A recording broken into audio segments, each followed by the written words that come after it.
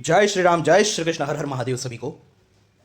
तो आज जैसे आपने टाइटल देख लिया है, आज अद्वैत गुरु परंपरा, अद्वैत फिलॉसॉफी जो है उसकी गुरु परंपरा क्या है उसको डिटेल में हम समझेंगे। उससे पहले मैंने ये जो क्लेम्स लगाए गए थे आदि शंकराचार्य के खिलाफ, झूठे झूठे रेफरेंसेस देकर, वहाँ पर क्या है मैंने आपको दिखाया। तो ये आदि शंकराचार्य जी पर लगे सभी आक्षेपों का जो खंडन है, first part, second part, third part, Garuda Purana से लेकर पद्म पुराण से लेकर सब कुछ, जो जो ये वर्सेस इस्तेमाल करते हैं आदि शंकराचार्य जी के खिलाफ, उन सब का खंडन मैंने किया है। तो ये प्लेलिस्ट ही है रिफ्यूटिंग इस्कॉन्स क्लेम्स अगेंस्ट आदि शंकराचार्य। तो ये प्लेलिस्ट देख लेना, क्योंकि हो सकता है कि जिन प्लेलिस्ट ना देखी हो और कोई भी इस्कॉन का ब्रेनलेस जो ये वीडियो देखे तो नीचे कमेंट में भौंकने लगे वो वाले वर्सेस जो मैंने पहले ही रिफ्यूट कर दिए। तो इसलिए नीचे बार्किंग करने से पहले इस्कॉन के ब्रेनलेस फॉलोवर्स हो, पहले ये 3 वीडियोस जो है वो अच्छे से देख लेना, पार्ट 1, पार्ट 2, पार्ट 3।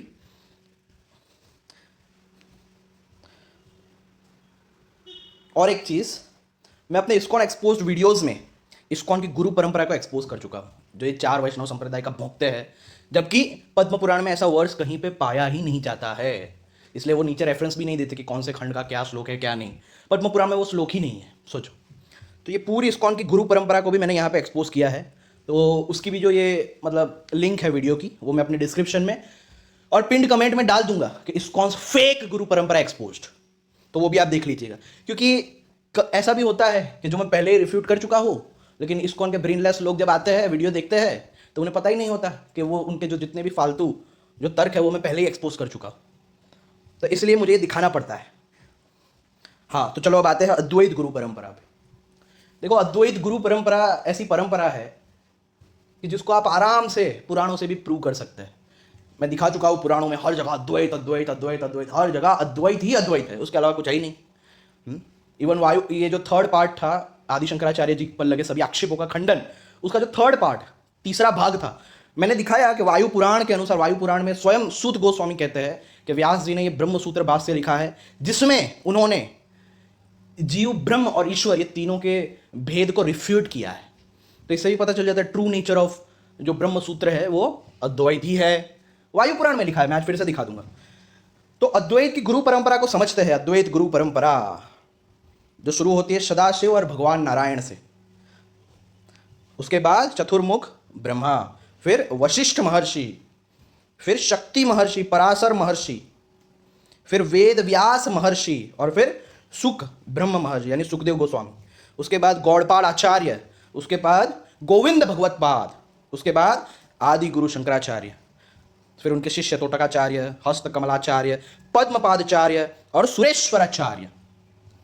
इसलिए आदि शंकराचार्य जी को कभी भी ये नहीं कहा जाता कि भाई अद्वैत इनसे शुरू हुआ, ये तो ये पाखंडियों ने फैलाया है, इस्कॉन के ढोंगी पाखंडी लोगों ने फैलाया है कि भाई अद्वैत आदि शंकराचार्य से शुरू हुआ है। अगर ऐसा होता तो तुम्हारी पुराणों में क्यों है अद्वैत?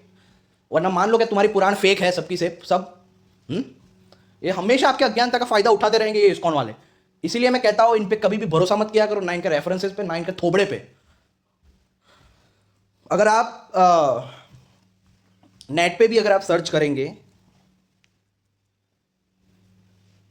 अद्वैत गुरु परंपरा, इसलिए आदि शंकराचार्य जी को ऐसा नहीं माना जाता कि इन्होंने अद्वैत दिया। हाँ, अद्वैत बहुत पहले से था, इन्हें बस एक्सपाउंडर माना जाता है कि इन्होंने हर जगह फैलाया। क्यों? क्योंकि उस टाइम पे वैदिक धर्म जो है वो पूरी तरह से लुप्त हो चुका था, हर जगह जैनिज्म और बुद्धिज्म फैल चुका था, जिसके कारण जो वास्तविक सिद्धांत थे वेदों के वो लुप्त हो चुके थे। तो फिर आदि शंकराचार्य जी जो स्वयं शिव जी के अवतार है वो आए और उन्होंने फिर से वैदिक धर्म की स्थापना की। ये देखो, the current acharyas heads of the 4 mathas set up by Adi Shankara. पहले देवा परंपरा यानी जो देवता है उनकी, फिर ऋषि एंड मानव परंपरा। तो दैव परंपरा शुरू होती नारायण से, फिर पद्मभुवा, फिर वशिष्ठ, फिर शक्ति, फिर पराशर, फिर व्यास, फिर सुखदेव गोस्वामी, गौड़पाद आचार्य, गोविंद भगवत पाद। ये देखो, तो आपको अद्वैत की परंपरा मिल जाएगी, लेकिन आप वहीं टाइप करोगे कि द्वैता परंपरा,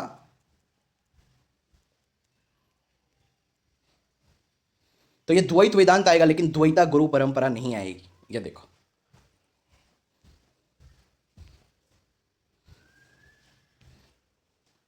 इनकी परंपरा नहीं आएगी जो मेन है उसमें। किसी ने ब्लॉग बनाया होगा तो उसमें ही आएगी, लेकिन मेन में नहीं आएगी। क्यों क्यों क्यों नहीं आएगी? क्योंकि पुराणों में कहीं पे द्वैत समझाया ही नहीं गया। वेद व्यास ने बोला ही नहीं है कि देखो मैं तुम्हें द्वैत का ज्ञान देता हूँ। हर जगह पुराणों में द्वैतवाद को कॉन्डेम किया गया है, हर जगह जगह जगह पर। और यही फिर मैंने एक्सपोज किया था अपने इस्कॉन गुरु परंपरा वीडियो में। वो आप ज़रूर ये वीडियो देखिएगा, इस्कॉन फेक गुरु परंपरा। मैंने उसमें 2 लिंक भी दी है पीडीएफ की, वो भी डाउनलोड कीजिएगा तो आपको सब आइडिया आ जाएगा। अब देखो, आराम से प्रूव किया जा सकता है यह अद्वैत परंपरा को। जो सदाशिव और नारायण, तो सदाशिव यानी शिव जी जहाँ जहाँ ज्ञान देते हैं, जैसे कि शिव पुराण में देते हो, या ईश्वर गीता जो कूर्म पुराण है वहाँ पे ज्ञान देते हो, या शिव गीता जो पद्म पुराण में है वहाँ पे ज्ञान देते हो, और भी अनेक अनेक जगहों पर।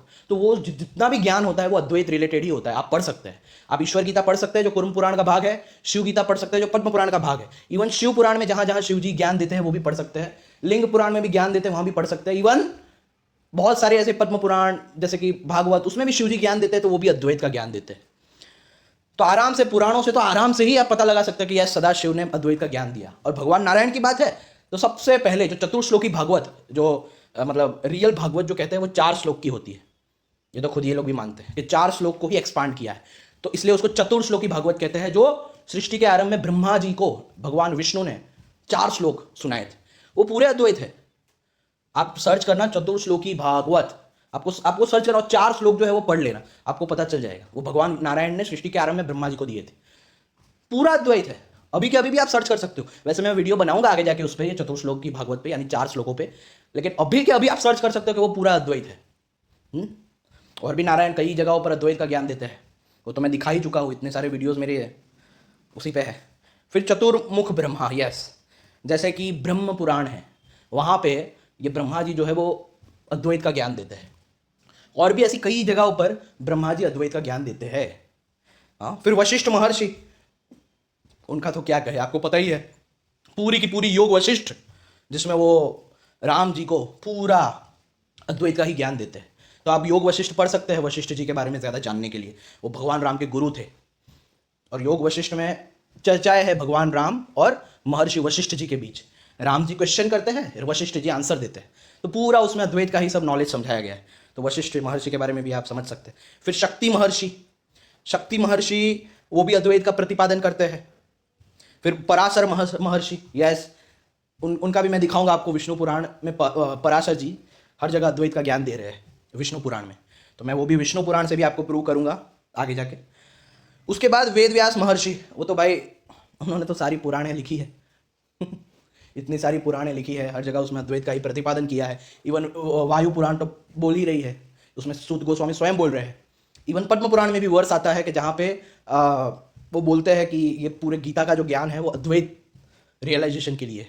इवन 3rd पार्ट में मैंने गरुड़ पुराण से भी इस बात को प्रूव किया था, जो आदि शंकराचार्य जी पर लगे सभी आक्षेपों का जो खंडन है, उसका जो 3रा भाग है उसमें मैंने गरुड़ पुराण से भी ये बात प्रूव की थी। और शुक महर्षि, सुखदेव गोस्वामी, जिन्होंने श्रीमद् भागवत सुनाई है, जो एक पूरी की पूरी अद्वैतवाद का प्रतिपादन करती है। उसका प्रयोजन ही है ब्रह्म आत्म एकत्व लक्षणम, जिसका लक्ष्य ही यह है कि ब्रह्म आत्म एकत्व। 12.13.12 श्रीमद् भागवत। और वही सुखदेव परमहंस जी का अंतिम उपदेश जो 12.5 यानी 12वें स्कंद का 5th अध्याय है, वह पूरा पढ़ सकते हैं सुखदेव जी का अंतिम उपदेश, जहाँ पे 12.5.5 से लेकर 14-15 तक वो पूरा अद्वैत का ज्ञान देते हैं। उसमें ही वो वाला वर्ष भी आता है कि हे परीक्षित, ऐसे अनुसंधान करो कि हम ब्रह्म परम धाम, ब्रह्मा हम परमम पदम, के ये जो मैं है, हाँ, तुम स्वयं अहम ब्रह्म, के तुम ही ब्रह्म हो।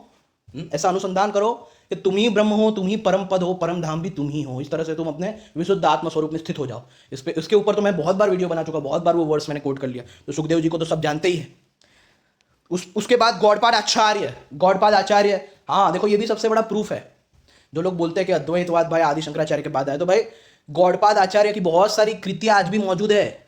उन्होंने सांख्य कारिका लिखी है, जिसमें उन्होंने समझाया है कि कैसे सांख्य दर्शन भी अद्वैतवाद का ही प्रतिपादन करता है। मैं बोलूंगा कि आपको सांख्य कारिका पढ़नी चाहिए। सांख्य कारिका कमेंट्री बाय गौड़पाद आचार्य, वो पढ़ना, बहुत अच्छी बुक है वो। आपको उसमें पता चलेगा कि कैसे सांख्य दर्शन भी अद्वैत ही है, रियलिटी में अद्वैत है। वो प्रूव किया है गौड़पाद आचार्य जी ने अपनी सांख्य कारिका में। सांख्य कारिका कमेंट्री बाय गौड़पाद आचार्य। फिर और गौड़पाद आचार्य जी ने उत्तर गीता पे कमेंट्री लिखी है। उत्तर गीता, सोचो, वही गौड़पाद आचार्य जी ने मांडुक्य के कारिकास लिखी है, जो आज भी आप पढ़ सकते हैं। जो आप मांडुक्य उपनिषद गीता प्रेस से खरीदते हैं तो उसमें गौड़पाद आचार्य जी की ये मांडुक्य के कारिकास भी आ जाती है।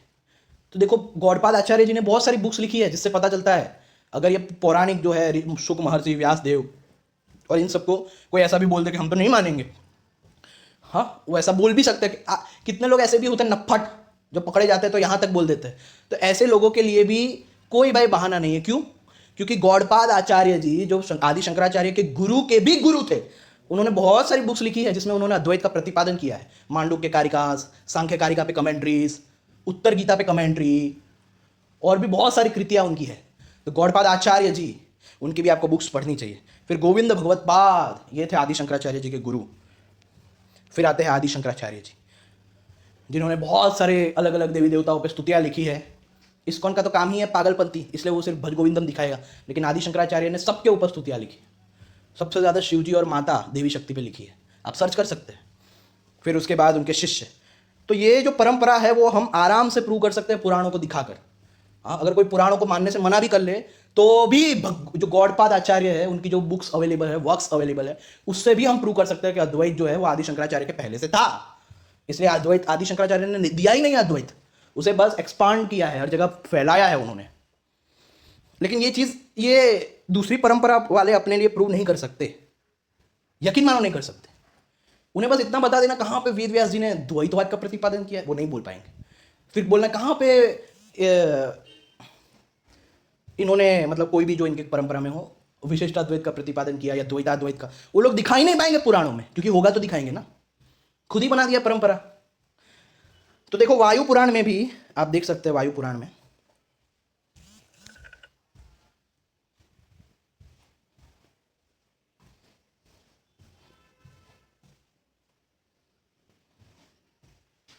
ये देखो, वायु पुराण English translation part 2 of 2।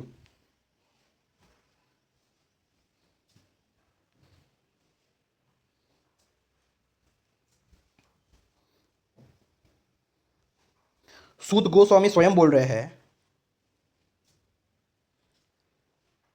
after writing the story of the Puranas, wherein all the meanings of the Vedic passages have been included, Vyas, son of Parasar, thought thus in his mind: the duties of the different castes and stages of life have been clearly explained by me. Different paths leading to salvation without infringing the Vedic injunctions have been mentioned by me. In my decisions, देखो, in the Brahma Sutra, the distinction between Jeev, ईश्वर and Brahman has been completely refuted. तो भाई सूत गोस्वामी ने स्वयं वायु पुराण में कह दिया कि ब्रह्म सूत्र जो वेद व्यास जी ने लिखा है उसमें ये जो डिस्टिंक्शन है बिटवीन जीव, ईश्वर एंड ब्रह्म, ये तीनों के डिस्टिंक्शन को कि अलग अलग है, उसको रिफ्यूट कर दिया गया है, यानी अद्वैतवाद का ही प्रतिपादन किया गया है। हाँ, आगे देखो,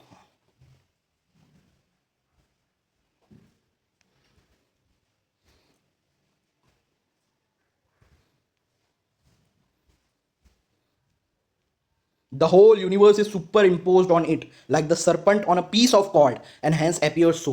Brahman is devoid of aberrations. If pondered well, foam, bubble and wave will be found not different at all from water.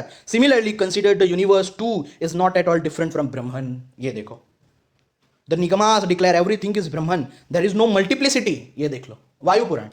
It is from Brahman that the crores of Brahmandas are created and dissolved.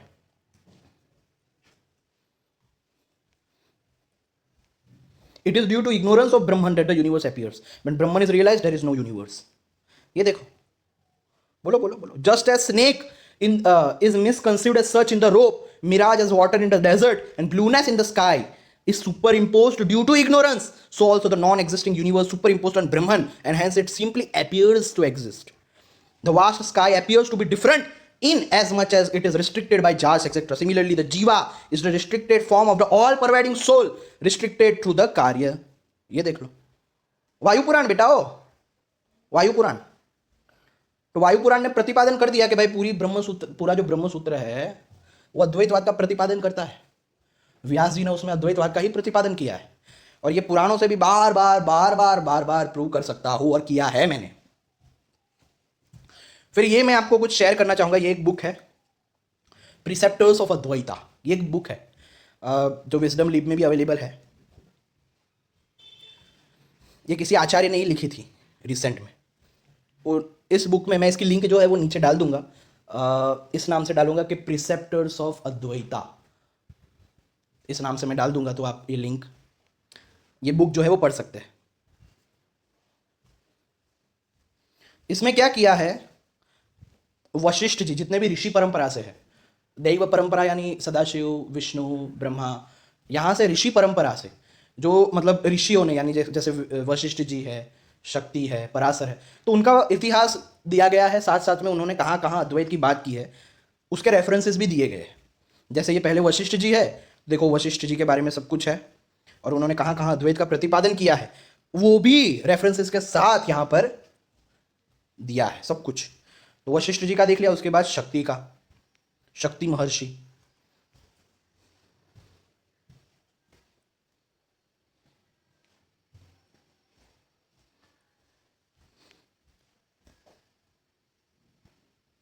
ये बेटे माने जाते हैं। शक्ति महर्षि जो है वो वशिष्ठ जी के बेटे माने जाते हैं।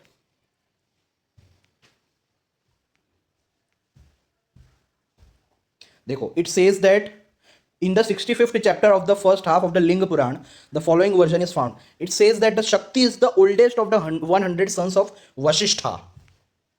तो उन्होंने भी फिर शक्ति जी ने कहा, उनका क्या इतिहास था, कहाँ कहाँ उन्होंने अद्वैत का प्रतिपादन किया, वो समझाया गया है। शक्ति learned all the Advaita text under his father Vashishtha, महर्षि वशिष्ठ जी के अंडर में उन्होंने सब अद्वैता टेक्स्ट जो थे वो पढ़े थे और समझे थे। उसके बाद आते हैं पराशर। ये पराशर माने जाते हैं कि भाई वशिष्ठ था the mind born son of Brahma, begot Shakti, Shakti begot Parashara, Parashara begot Veda Vyasa, Vyasa begot Shuka, and all of them were great seers and the earliest of the builders of the enduring edifice of Sanatana Dharma. ये देखो, पराशर जी ये तो वेद व्यास जी के पिता थे, सब जानते हैं।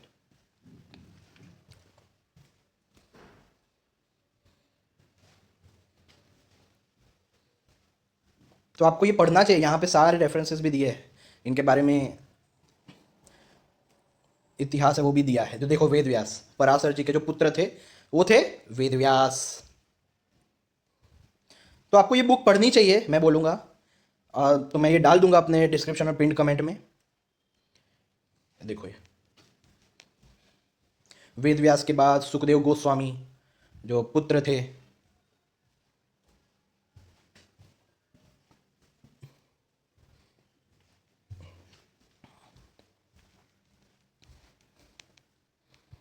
तो ये आपको पढ़नी चाहिए, मैं बोलूँगा। फिर गौड़पाद आचार्य जी के बारे में उन्होंने क्या क्या लिखा था वो देखो, ये लाइनेज, नारायण से, ब्रह्मा से, वशिष्ठ से, शक्ति से, पराशर से, व्यास से, सुका से, गोविंद योगिंद, अरे सॉरी, सुका से द ग्रेट गौड़पाद, फिर गोविंद भगवतपाद, फिर शंकराचार्य, फिर उनके शिष्य,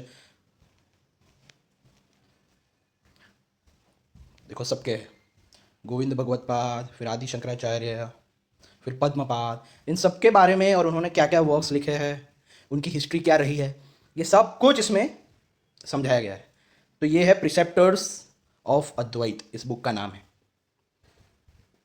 एक और चीज़, ये मैं अपने हर वीडियो में डिस्क्रिप्शन में और पिन कमेंट में ये पोस्ट करता हूँ,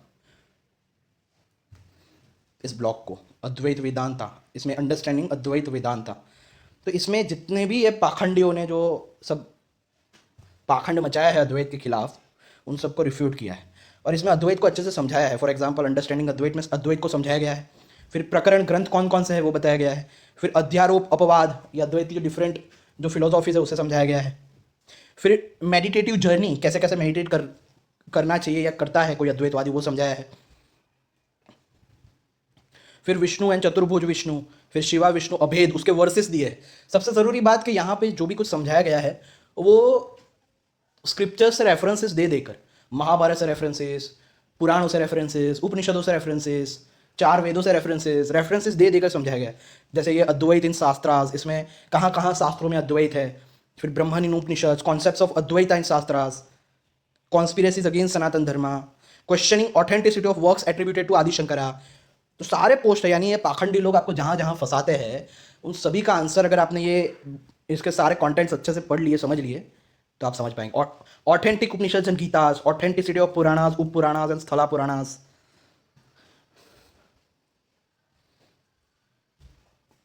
जैसे अगर मैं ये करूँ अद्वैत इन शास्त्रास, तो ये देखो यहाँ पे भी कंटेंट आएंगे और यहाँ पे सारे स्क्रिप्चर रेफरेंसेस के साथ हर जगह रेफरेंस दिया है, उपनिषदों से, पुराणों से, वेदों से, हर जगह से रेफरेंस दे दे के समझाया गया है। यानी सिर्फ समझाया नहीं गया, रेफरेंस भी दिया है, ताकि आप इस्कॉन वालों के मुंह पे फेंक सको रेफरेंस उसको। और ये लोग कभी भी अपनी गुरु परंपरा पुराणों से प्रूव नहीं कर सकते। हाँ, कि भाई ये देखो, कहीं पे भी तो दिखा दो कि किसी ने कोई और ज्ञान दिया हो। हर पुराण में तो अद्वैत का ज्ञान दिया है। इवन जो नारायण ने सबसे पहले जो ब्रह्मा जी को उपदेश दिया था, वो 4 श्लोक, वो तो पूरे के पूरे अद्वैत है। अभी के अभी आप देख लो, चतुर्श्लोकी भागवत ऐसे टाइप करो, आप गूगल पे टाइप करो, बहुत सारे आपको वो खुले हुए मिल जाएंगे, और पढ़ो वहाँ पे क्या है, दंग रह जाएंगे आप लोग। तो देखो, ये जो साइट है वो बहुत काम की है, अंडरस्टैंडिंग अद्वैत वेदांत। वैसे तो मैं ये जो साइट है वो मैं हर वीडियो के डिस्क्रिप्शन में और पिन कमेंट में सबसे नीचे में डालता ही हूँ, लेकिन फिर से आपको बस याद दिलाना था कि अगर कोई भी समस्या हो अद्वैत को समझने में, या शास्त्रों से अद्वैत कहाँ कहाँ है, ये आपको रेफरेंसेस चाहिए हो, तो ये आप अच्छे से पढ़ सकते हो और समझ सकते हैं। आपको सब कुछ यहाँ पे मिल जाएगा, अंडरस्टैंडिंग अद्वैता। तो बस इस वीडियो में मुझे इतना ही दिखाना था कि अद्वैत गुरु परंपरा क्या है, क्या नहीं है। मुझे लगता है कि ये भी मुझे थोड़ा पार्ट वाइज में बनाना चाहिए। तो एक काम करूँगा, मैं इसको मैं फर्स्ट पार्ट दे देता हूँ इस वीडियो को। सेकंड पार्ट में मैं क्या करूँगा, सेकंड पार्ट में यानी दूसरे भाग में आदि शंकराचार्य जी ने, अब मैं दिखाऊंगा अपने गीता भाष, मतलब उन्होंने जो गीता पे कमेंट्री की है, उपनिषदों पे कमेंट्री की है, मैं दिखाऊंगा कि वो कोई ऐसे ही सिद्धांत नहीं है। उन्होंने अपनी हर कमेंट्री में उपनिषदों को कोट किया है, उपनिषदों के वर्सेस को। ऐसे ही उन्होंने नहीं बना दिया कुछ भी। ये इस्कॉन वालों ने इतना ज़्यादा पाखंड मचाया है आदि शंकराचार्य के खिलाफ कि जितना तो किसी भी संप्रदाय ने नहीं मचाया। तो आदि शंकराचार्य जी का वाद जो है वो कोई ऐसे ही नहीं आ गया। पहली बात तो वो उनका वाद है ही नहीं, वो बहुत पहले से था। उन्होंने रेफरेंसेस अपने हर भाष्य में रेफरेंसेस दिए हैं। तो अगर उन्होंने खुद का ही कुछ बनाया होता तो भाई वो रेफरेंसेस देके कि क्यों प्रूव कर रहे हैं, क्यों है ऐसे रेफरेंसेस। तो मैं आपको उनके बात से खोल खोल के दिखाऊंगा कि हर एक चीज़ उन्होंने जो बोली है वो अपने से नहीं बना के बोली। उन्होंने उपनिषदों के वर्सेस को कोट किया है हर जगह, पुराणों के वर्सेस को कोट किया है हर जगह। आपको पता है आदि शंकराचार्य ने कौन सी पुराण को सबसे ज़्यादा कोट किया है अपने वर्क्स में? विष्णु पुराण। विष्णु पुराण इकलौती ऐसी पुराण है जिसको आदि शंकराचार्य जी ने सबसे ज़्यादा कोट किया है, सबसे ज़्यादा, मतलब भर भर के विष्णु पुराण को कोट किया है उन्होंने। तो मैं वो दिखाऊंगा आपको इसके दूसरे भाग में कि कैसे आदि शंकराचार्य ने कोई अपने मन से कुछ भी नहीं बना दिया। उन्होंने सारे वर्सेस जो है वो रेफरेंसेस दे दे के प्रूव किए अपनी जो सारी चीज़ें हैं वो। और अभी भी अगर कोई मायावाद मधुर शास्त्र में भौंकना चाहता है या कोई गरुड़ पुराण का दिखाना चाहता है, तो भाई इसीलिए मैंने स्टार्टिंग में ही बता दिया कि ये 3 वीडियो पहले देख लेना, क्योंकि तुम लोगों ने जितने भी आक्षेप लगाए हैं आदि शंकराचार्य जी पर, एक एक आक्षेपों का खंडन मैंने ये फर्स्ट भाग में, सेकंड भाग में और थर्ड भाग में कर दिया है। तो कमेंट करने, वो मायावाद मदद शास्त्रम और ये सब कमेंट करने की हिम्मत भी मत करना, समझ आया ना? तो हाथ पैर तोड़ के रख दूंगा तुम्हारे। तो बस यही मुझे दिखाना है। अब उसका सेकंड भाग आएगा, सेकंड भाग में मैं प्रूव करूंगा, और थर्ड भाग भी आएगा। थर्ड भाग में मैं क्या प्रूव करूंगा पता है?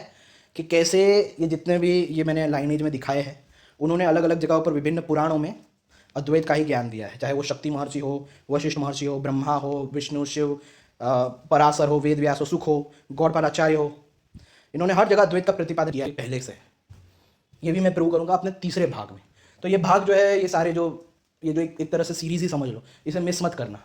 I will be establishing the Advaita गुरु परंपरा। मैं ये सीरीज में अद्वैत की गुरु परंपरा को एस्टैब्लिश करूंगा।